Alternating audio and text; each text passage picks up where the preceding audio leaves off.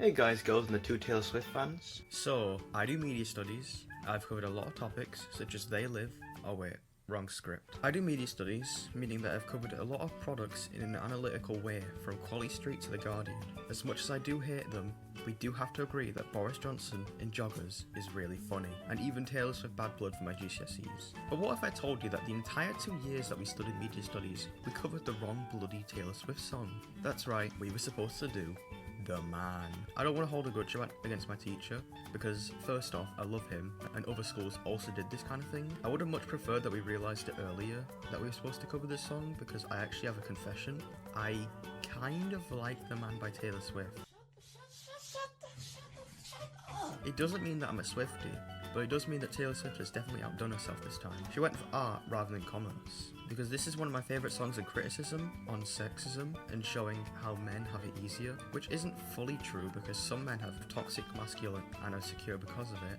The song does touch on that, but it's only if you really think about it. So let's just get started on the context. Taylor Swift is, well, a private jet owner, taking planes to get anywhere really, and she's very well known in the music industry, amongst the legends of female artists like Lady Gaga and a bunch of forgettable faces, because almost every woman in the music industry doing pop is like really forgettable songs. So I have to just say this real quick.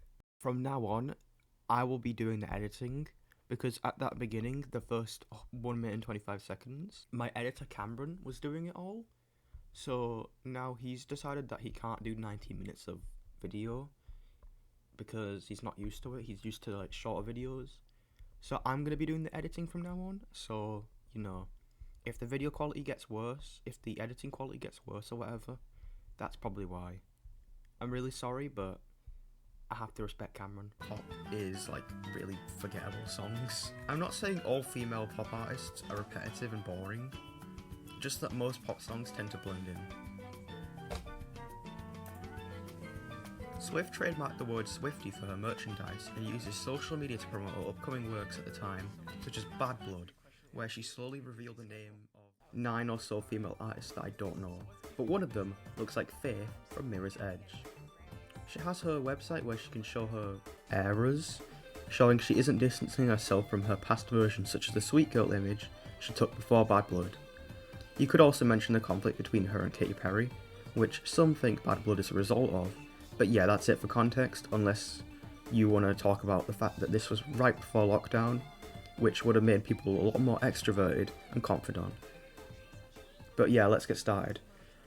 The song starts with a man in a formal suit standing proud facing the window looking down at the buildings and bustle below him, which frame him as having an ego as big as a building, as well as showing his middle to upper class status.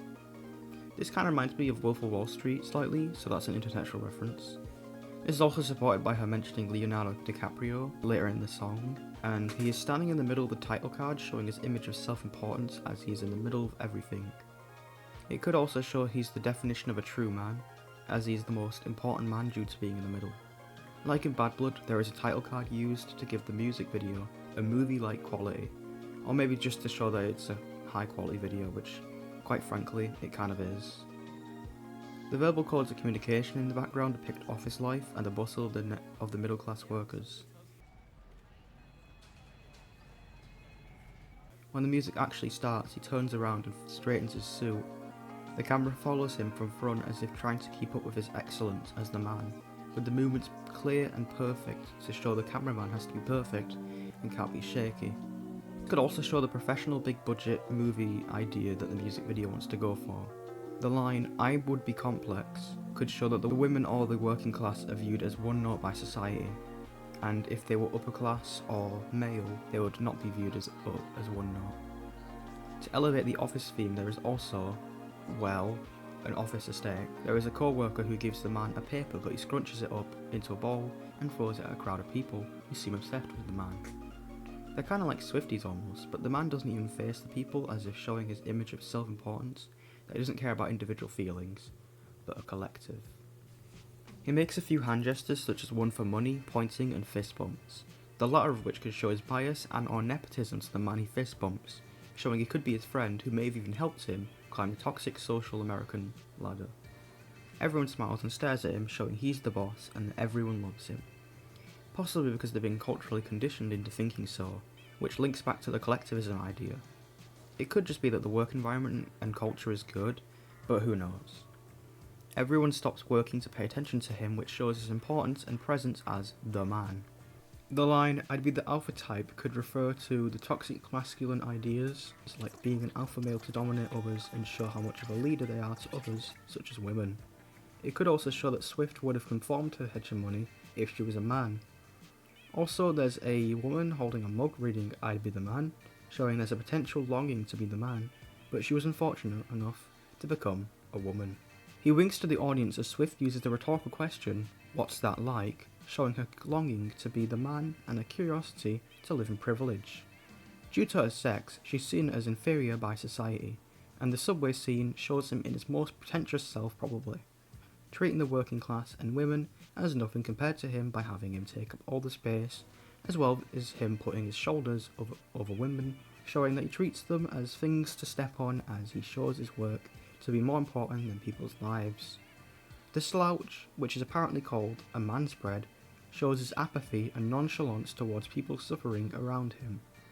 He's also smoking, showing he might be addicted to the success of being in the middle to upper class, and this apathy is further exemplified with the old woman coughing and suffering from the second-hand smoke, while he does nothing to help.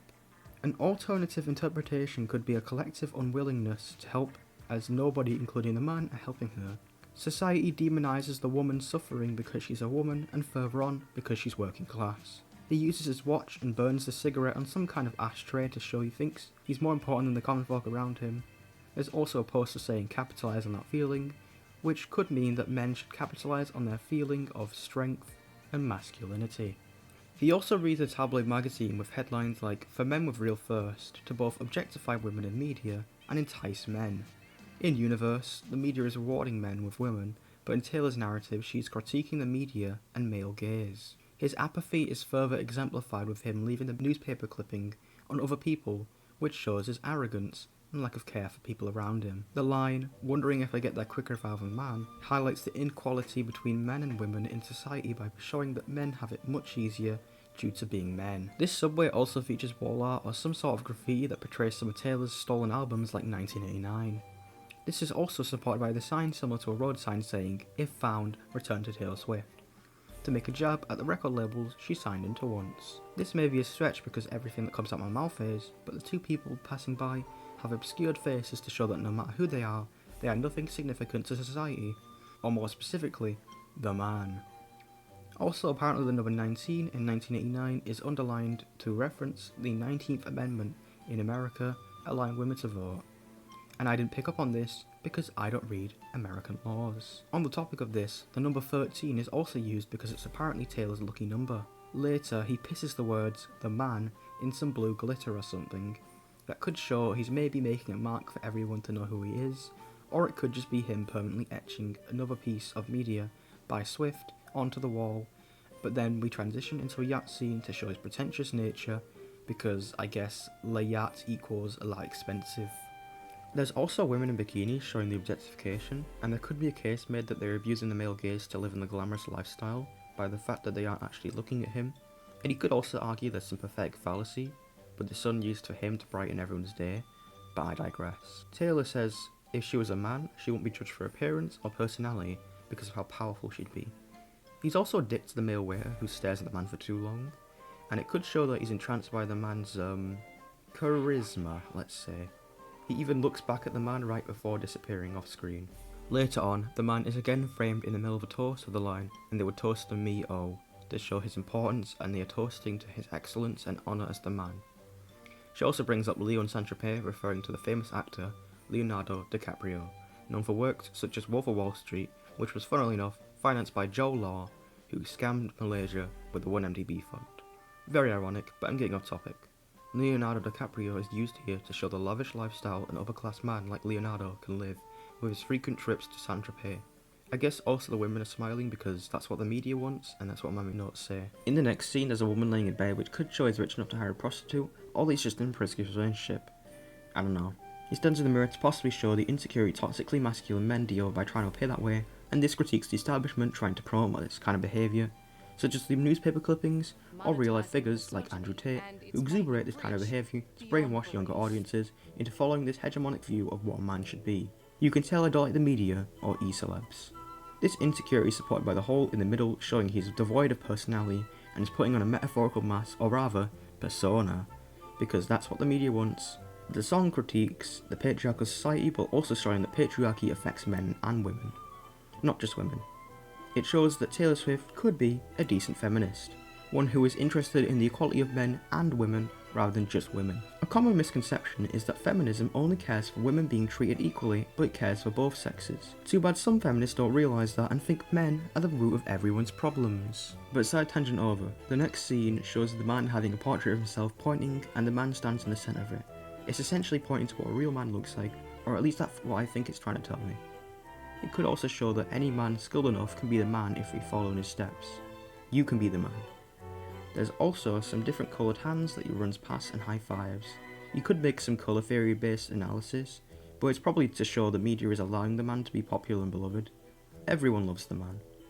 I believe this is also shown in the office scene too, and there are multiple families, most of whom are white, which is probably relevant, but some of them are a blur in the background to hint at their unimportance to the man, but they all praise him as the world's greatest dad for merely patting his daughter's head and picking her up, which highlights how men have life much easier because they are treated like legends, despite only doing easy tasks that don't require much thought, whilst women have to do way more to gain a sliver of that attention. It could show a bit of subtle bias towards men despite the times we're in. Now, he's in the strip club, showing probably that he's promiscuous or something and can get away with cheating on his wife because he's powerful as he's the man. I don't know. It shows his vast amount of wealth from being the man, I guess, and you get the point. He's rich because he's a man, he gets bitches and ballers because he's a man. However, if a woman bragged about that, about her riches, she'd be a bitch, not a baller. Probably shows the hypocrisy of society. If a straight person said this, it's fine, but if a gay person said this, we'd have to clean up on aisle 4. The funny part is, I'm writing the script on Pride Month. Anyway, so apparently I wrote down that smoking could be similar to how celebrities like Elton John use drugs for coping mechanisms, but it's probably part of the glamorous lifestyle. Not caring about health issues because he's living the pimp lifestyle, I guess. There's also guys fighting, showing the drunk men are easily agitated, highlighting the upper class lifestyle as flawed. Along with this, the guys are smoking on the women, which implies objectification, because she's treated like a table. There's also her staring at the camera, showing she could be fed up with the class's sister or something, along with money printed with the man's face, showing that he might even own the economy on Wall Street.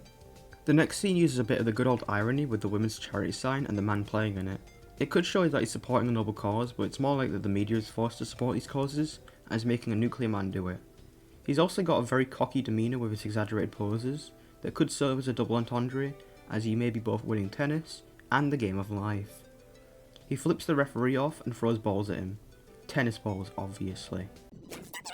There's also a girl who's referred to as Lauren at the end, probably because the actor is Lauren Gray, and the irony is that she's standing around doing nothing but acting moody, but she's being treated as better than the man.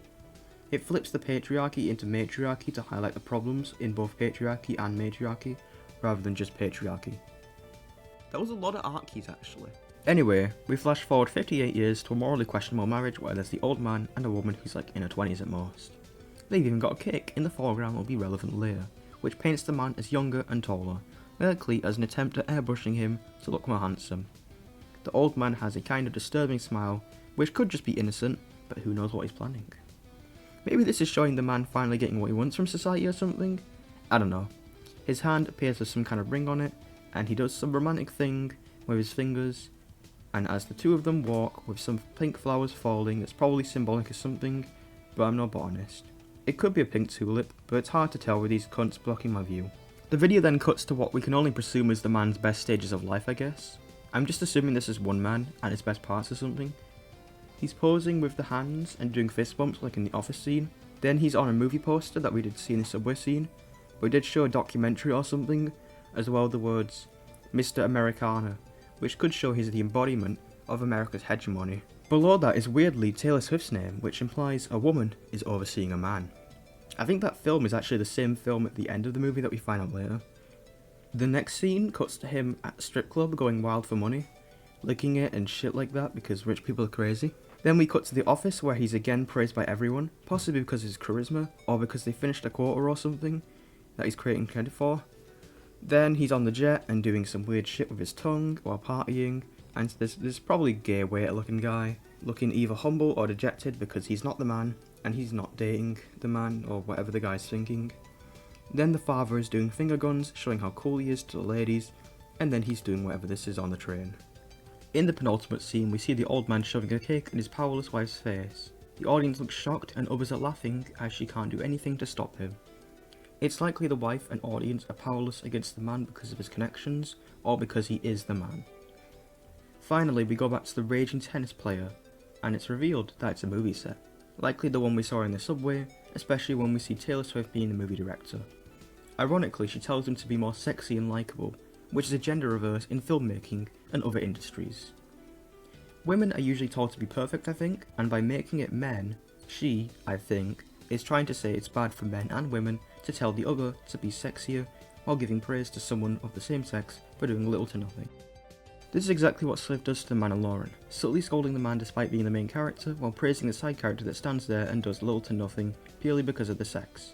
I think it shows that Taylor Swift isn't one of the really bad feminists that think women only deserve equality, but I still think that Swift is an annoying artist, but at least this song tells me she's not a complete disgrace to humanity, even if she loves her private jet. The fact he was playing for a women's sport could show he was dominant because a patriarchal society believes only men are fit for sports, but with the real Swift directed this juxtaposes this and makes the story seem more matriarchal, or even equal, but the former could show this entire video is Swift controlling the man to act this toxic way to possibly laugh at men acting this way. A movie about patriarchy in a matriarchy would mock patriarchy just like the opposite would likely, but what do I know? On the topic of the women's charity sign, it could imply that over time the man has softened and is supporting good causes compared to his pretentious nature in most other scenes. I'm guessing the father, marriage, and scene where he's fist bumping the hands could be the point where he becomes a less toxic man than the office, subway, strip club and yacht scenes. But yeah, I don't know. The owned by Taylor Swift is very likely a jab at the record labels again because it shows she's an independent artist. Finally, it says, no men were harmed in the making of this video, which is an iconic trope used in things like movies when there's an animal, for example, that could be in potential danger.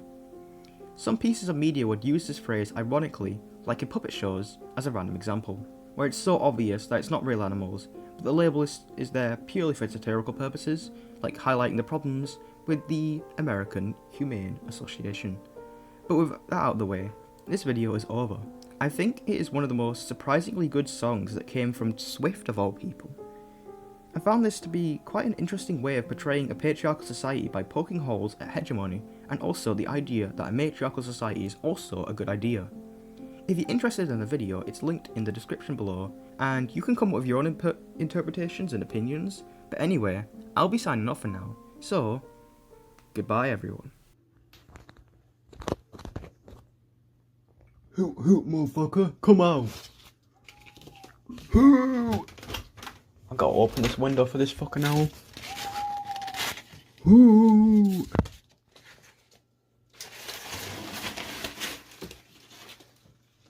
Come on, owl, come out. Come out the closet. Fucking owl, man. They just got an owl out here. Got an owl out in the fucking... just shirtless. Yeah, I'm in the middle of recording my video. Yeah, shut up, owl, bro. There's like, this owl keeps fucking shouting his balls out. Yeah. I'm nearly done with my video. I'm nearly done with my The Man analysis. And I just hear a fucking owl in the background and just like, what the fuck? I'm about to cry. Fucking... Bro, what is going on out there? Come on, owl. You got this. Lay out your systems. We're all depressed today. That's why you should buy my course. There it is. There it is, guys. Look at this fucking guy, bro. This fucking guy. This fucking guy. Bro, I swear. Ah, my fucking leg. Ow. Oh, my leg, man. Who? Come on, say it again. I need it. Oh, my fucking hell. I need to bin that Quavers packet. Alright, one more time, Owl. Before I close the window. There you are, lay it all out. Bro, he's literally just gonna keep fucking saying that while I'm fucking closing the window and shit. It might be quieter, but at least his voice can still be heard.